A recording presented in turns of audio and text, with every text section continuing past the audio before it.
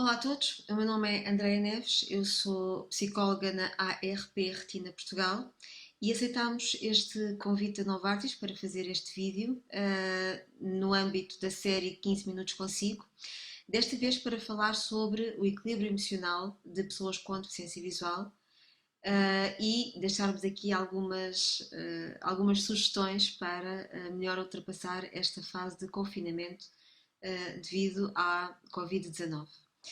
Falar de equilíbrio emocional de pessoas com deficiência visual é falar de equilíbrio emocional, ponto. Todo o ser humano, de uma forma mais ou menos consciente, tem a convicção de que controla o mundo à sua volta. E na verdade, este coronavírus vem-nos mostrar que as coisas não são bem assim. Pessoas com deficiência visual já passaram por esta experiência, isto porque o controle que nós exercemos sobre o mundo à nossa volta é muito assente no sentido da visão. E quando alguém perde o sentido da visão, aprende rapidamente que deixa de controlar, pelo menos da forma como controlava. Claro que com o tempo vamos adquirindo outras ferramentas para exercer esse controle. Não que de facto o exerçamos assim tanto. Para um funcionamento psicoemocional saudável é importante ter essa noção mínima de controle.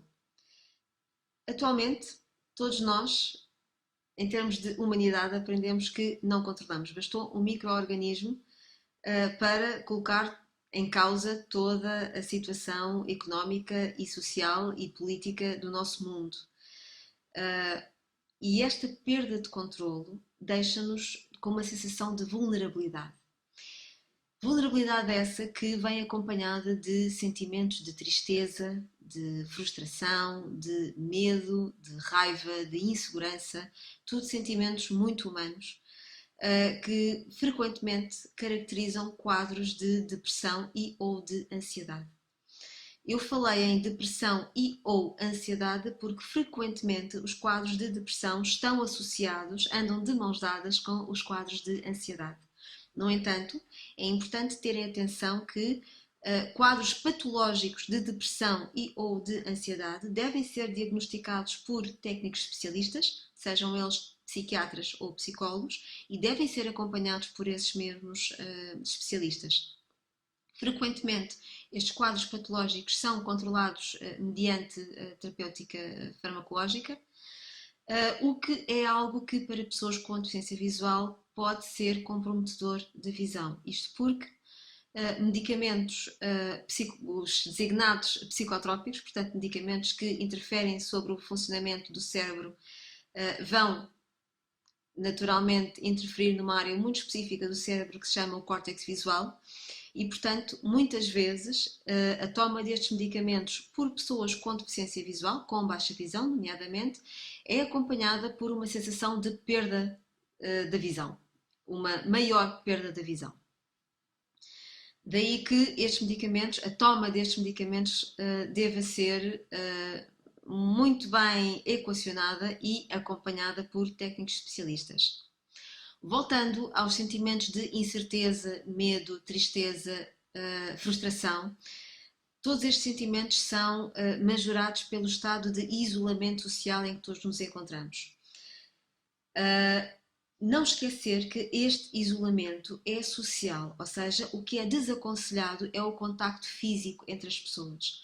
No entanto, é muito aconselhada, nomeadamente ao fim de 7 semanas de confinamento, é muito aconselhado o contacto com outras pessoas, seja por redes sociais, telefone,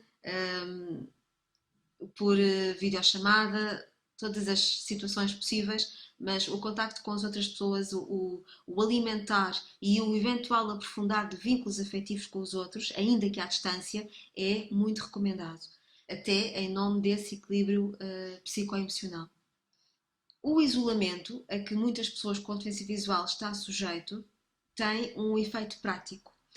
Muitas pessoas deixaram de poder estar na companhia dos seus assistentes pessoais, ou do vizinho, ou do amigo, ou do familiar que o ajudava nas suas rotinas do dia a dia. Isto vem reforçar a necessidade de cada um de nós, ainda que com deficiência visual, eu disse nós porque eu própria tenho deficiência visual, portanto, a necessidade de cada um de nós sermos autónomos. E a autonomia não é nunca mais precisar de ninguém, mas sim tentar ao máximo fazermos as coisas por nós mesmos. A tecnologia tem evoluído muito nesse sentido. Existem dezenas de ferramentas na internet, aplicações e programas que nos ajudam a ser autónomos, desde leitores de ecrã gratuitos, como é o caso do NVDA, até ampliadores também para o computador. Se o seu sistema for um sistema Apple, melhor ainda, porque o próprio sistema Apple já vem com o VoiceOver e já vem com a ampliação. Portanto, a tecnologia hoje em dia está muito preparada para ajudar pessoas com deficiência visual a fazer as suas rotinas, a realizar as suas rotinas de uma forma mais autónoma. Existem aplicações para identificação de cores, existem aplicações para identificação de rótulos, existem N aplicações para ler tudo e mais alguma coisa, para ler livros nos mais variados formatos, para ler textos. Portanto, é tudo uma questão de cada um de nós individualmente e perguntando a outras pessoas que estejam numa situação semelhante à nossa, é uma ótima oportunidade para cada um de nós explorarmos a oferta que existe em termos tecnológicos e perceber qual delas é a mais adequada para as nossas necessidades. Se tem uma idade mais avançada e pensa que a tecnologia não é uma resposta para si, lembre-se que este é o seu tempo e se já tem uma limitação visual, não vale a pena impor-se a si mesmo outras limitações. Claro que pode usar a tecnologia e claro que consegue aprender a utilizar a tecnologia. Tudo depende da sua vontade. É muito difícil falar de dicas específicas para cada um de nós, porque existem tantas formas de ver como existem pessoas com deficiência visual. A verdade é que diferentes pessoas com o mesmo diagnóstico podem ver de modos diferentes e isso inviabiliza um bocado a noção de termos dicas específicas para situações de deficiência visual específicas. No entanto, há aqui dicas genéricas que nós podemos dar. Tal como a OMS e a própria Ordem dos Psicólogos já têm vindo a difundir, é muito importante ocuparmos o nosso tempo e termos uma estrutura diária, um horário específico para o nosso dia. Isto é importante porque numa fase em que nós não temos propriamente horas específicas para nada, é natural os nossos ritmos biológicos inverterem, ou seja, é natural que se nós não tivermos horas específicas para nada, começamos de repente a adormecer às 6 da manhã, a acordar às 4 da tarde e a passar a noite em claro porque dormimos durante o dia. É natural de repente termos fome só às 5 da tarde, portanto almoçarmos às 5 da tarde, jantarmos às 2 da manhã e isto desregula completamente todo o nosso metabolismo. Portanto, é importante reforçar as horas a que faz cada uma das suas tarefas diárias. Levantar às X horas, fazer tarefas que tem a obrigação de fazer, como sejam, se está em teletrabalho, executar as suas tarefas do trabalho, ou arrumar a casa, ou fazer a cama, ou cuidar dos seus animais de estimação, portanto, obrigar-se a realizar tarefas a horas definidas. Que tarefas é que poderá fazer para ocupar o seu tempo, dado que tem deficiência visual? Pode ler, e isto parece um contrassenso, mas é bem verdade. No YouTube existem dezenas de livros já em formato áudio, portanto, audiobooks que pode escolher como os que quiser, isto no YouTube. Existem também algumas plataformas com audiobooks gratuitos. Existem também leitores de ecrã que lhe podem ler livros que tenha em formato PDF. Se não tiver livros em formato PDF, a Biblioteca Nacional tem um espólio já bastante considerável. Portanto, é contactar a Biblioteca Nacional, dizer que tem deficiência visual, tem de se inscrever e de apresentar o seu certificado de multiusos e eles, mediante a aprovação da sua inscrição, enviar-lhe-ão o catálogo de onde pode escolher os livros que quiser, todos em formato acessível. Portanto, pode de facto ler. Pode também ocupar-se nas suas redes sociais, como já tínhamos falado, pode ver alguns programas de televisão. Desaconselhamos a toma intensiva de notícias, portanto, pode ver notícias uma vez por dia, 2 vezes por dia, no máximo, os jornais principais, à hora do almoço e à hora do jantar, mas não perder demasiado tempo com notícias, porque por vezes há notícias contraditórias, por vezes nós não compreendemos bem a notícia que nos está a ser transmitida e isso poderá incrementar os tais sentimentos de tristeza ou de medo ou de frustração ou de incerteza, o que nos vai devolver ao estado de desequilíbrio emocional que nós estamos a querer combater. O exercício físico é outra medida também muito importante e para pessoas com deficiência visual é especialmente importante, uma vez que os nossos olhos são irrigados por capilares sanguíneos. A irrigação de capilares sanguíneos é feita mais eficazmente quando o sangue circula mais abundantemente.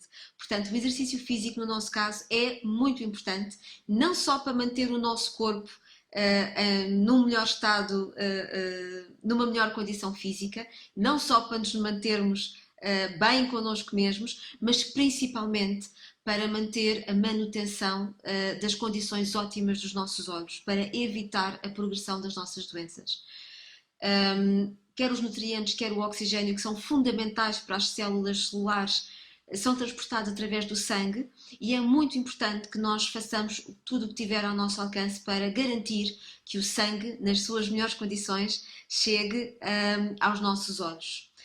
As melhores condições têm que ver não só com a questão do oxigênio, obviamente, com a oxigenação, mas também com a alimentação. É importante termos uma alimentação equilibrada e saudável, não só para os olhos, mas também para os olhos. Alimentos ricos em luteína ou em vitamina A, como são os vegetais de folha verde escura, os espinafres, os brócolos, os agriões, alimentos ricos em antioxidantes, como são os frutos vermelhos, os mirtílios, os morangos que começam a aparecer agora nesta fase. A vitamina C também é importante para os nossos olhos, o zinco que está nos frutos secos. Portanto, são tudo nutrientes que são fundamentais para a boa manutenção dos nossos olhos e para evitar que a doença progrida, dada a situação excepcional que todos nós estamos a viver. Enquanto estiver a realizar as suas tarefas diárias, aproveite para identificar as dificuldades específicas com que se vai confrontando. Se forem situações relativamente simples, poderá contactar a ARP através do 21 366 0167 ou através do e-mail secretaria@retinaportugal.org.pt e qualquer elemento da nossa equipa poderá ajudá-lo a executar essa mesma tarefa. Se por outro lado sentir que é uma tarefa ou uma dificuldade mais abrangente, uma coisa mais complexa, tome nota das suas dificuldades específicas e informe-nos sobre esse assunto. Assim que nos for possível, entraremos em contacto para estabelecermos um plano de reabilitação para que consiga futuramente executar essas tarefas de uma forma autónoma. Não se esqueça nunca que o propósito de uma crise é aumentar a nossa resiliência e é isso que nós precisamos de fazer neste momento. Obrigada pela atenção.